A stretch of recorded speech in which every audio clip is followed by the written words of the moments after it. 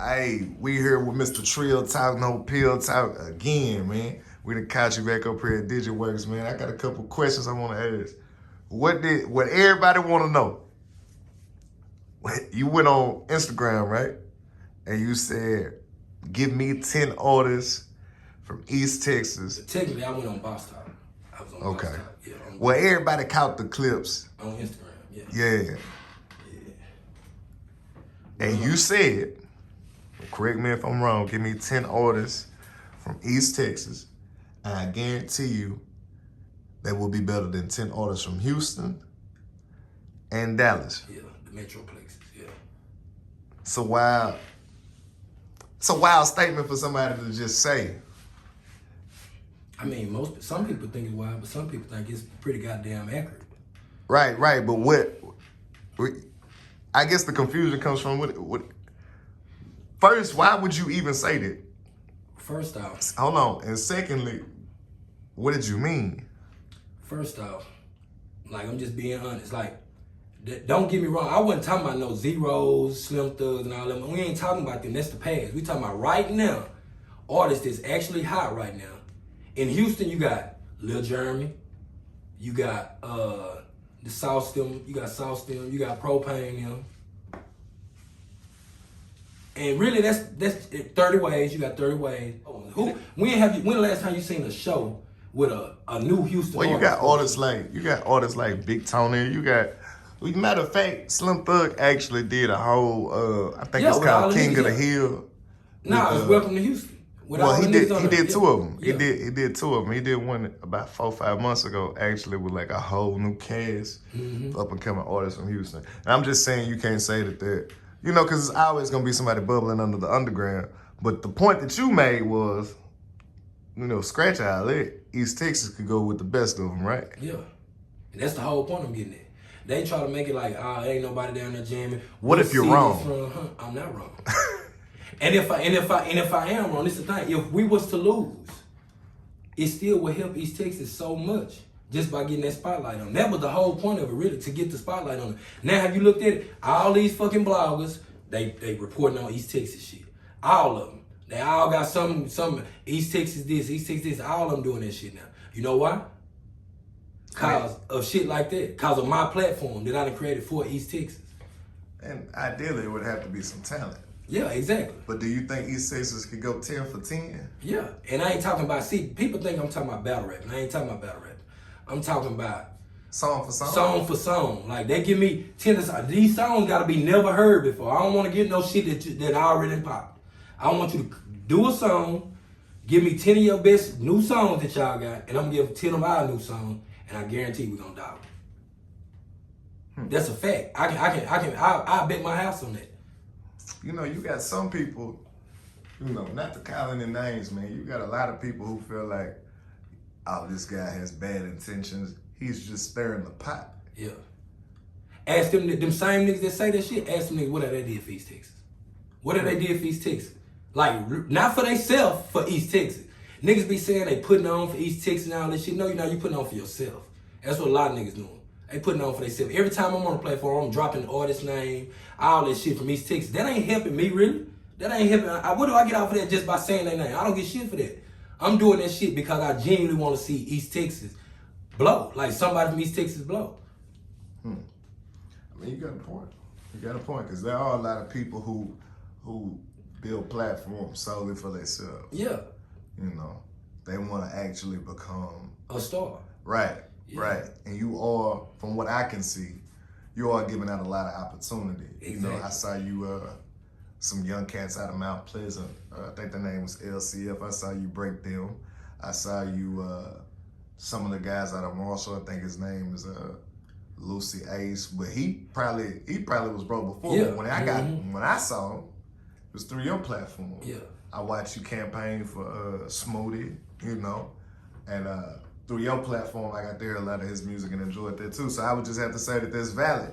That's valid, because sometimes people don't know where to go to find some of these newer guys, and you give Yeah, exactly. The platform to share that with. So yeah. Exactly. And I'm from East Texas. A lot of niggas doing this shit ain't even from East Texas. Do you think that matters where you Hell from? yeah, it matter. It matter. If you ain't from East Texas, I don't mind. That's like with some fucking that's some slave mentality type of shit, man. Like just think, well, not slave. I ain't gonna say slave mentality. I'm gonna say like this. Like, okay, you got a motherfucker coming down here. A lot of you don't think people looking at him like, damn, he building a platform in East Texas, probably finna pop. So now niggas want to string along with this shit because it's getting cool to do that shit. But they want whoever's there back then. That's the type of shit that comes with this shit, though. Yeah, but that's bullshit. That don't mean it's right. So you think, let's just say we take DigiWorks to Dallas and we start repping Dallas. You think that would be wrong? Yeah, because that ain't where you from. I ain't saying you can go out there and work out there, but you still. I'm from My East mama Texas. told me home was where the heart was. Yeah, so my heart is in East Texas. My heart is in East Texas. I didn't catch that. What'd you say? I said my heart is in East Texas. That's real. That's Yeah, real. like some of these niggas don't give a fuck about nobody around here. Then niggas get mad about lists and shit. That shit, you know what I'm saying? Like, it's a lot of niggas like, just because you go do a song with a big mainstream motherfucker don't mean you the hottest nigga. That don't mean that. That just mean you had some money to go get the hottest nigga on your song. It might be a hot song though. Yeah, it can be a hot song. But a lot of times, I done seen niggas go get features and they get bodied on their own shit. A bunch of times. Yeah. Yeah, so I mean, I call that the Renegade Syndrome, where Eminem bodied Jay-Z. Yeah, it's just simple, just like that. But the thing is, like, these niggas don't really give a fuck about nothing but they self, man. It's a lot of niggas, they selfish. Niggas is selfish than a motherfucker. Do you feel like you alone in East Texas? Like, ain't nobody else doing their job? Well, I ain't gonna say that because it's a lot of niggas doing their job. Like, it's rappers doing their job. But the thing is, like, rappers got to get back into touch to, like, actually getting to know your fans and actually being physically, your fans actually dealing with you physically. Like, you know what I'm saying? It's different. So how does an artist, you know, of course, you know, you probably got a service that you got to pay for, but what would be the best way to, you know, because I see your trajectory going further. Yeah. So what's the best way for artists to get your attention? Shit, make good music. And shit, like, hit me up. And if they hit me up and they, like, hit me up and be like, hey, man, what's the deal on promotion or whatever? You know what I'm saying? If you say that, I'm going to tell you right now, if a person say they trying to get some promo, I'm going to listen to their music right then. As soon as they tell me they trying to get some promo, before they even send me some money or anything, I'm going to listen to their music right then. You know what I'm saying? So that's the best way I can say shit. Make good music and shit. Spend money on promo. Like, they got to start doing that shit. And like, motherfuckers be thinking they spending money on promo, buying views and shit, but you not. Me and OGTs, we got this studio here, and we have artists come in, and you know, they want to rap, but sometimes they can't afford what they trying to do. And you know, it becomes a difficult conversation because you want to help people. Yeah, you run the business. But at the same time, it's like, if you don't have enough money to do what you're trying to do, how could you be trying to do it? Yeah. You don't want to do it hard enough. But sometimes it might be the coldest nigga in the world without the funds. Yeah. But see, that same coldest nigga now, if you show that nigga some love and say you give him a discount on studio time or something like that, you give him a discount. Okay, he record that shit and he do pop and you help him pop, I guarantee that nigga gonna shit on you. 9 times out of 10, he gonna shit on you. He gonna shit on you in the end. He gonna swear up and down he did all this shit by himself, got out the mud, all that. No, you didn't, nigga. They gave you a discount on this song, all this shit. You wouldn't have none of that shit if it weren't for them at the end of the day. That's a fact. Yeah, that's what I'm saying. Like, and then like you got niggas like, a nigga might hit me up and be like, hey man, I ain't got this, but I can do this right here. And I might, and say I genuinely be like, cool man, I fuck with you because I like your shit. And I do that shit. That same nigga turn around and he gonna tell a million other motherfuckers, oh man, he showed me, he gave me a discount. Now I'm gonna have to deal with 50 motherfuckers coming at me trying to get a discount instead of paying their full price. And see, that's why you gotta be stiff on your price. You gotta be stiff on what you're doing. My next question is, I seen the Real and Street Stars interview. You wore a shirt that said, they only, what did they say? They only don't. They said, the only people who hate my list are the people that are not on my list. What's to that, man? Because it's never, man, when last time you seen a winner complain?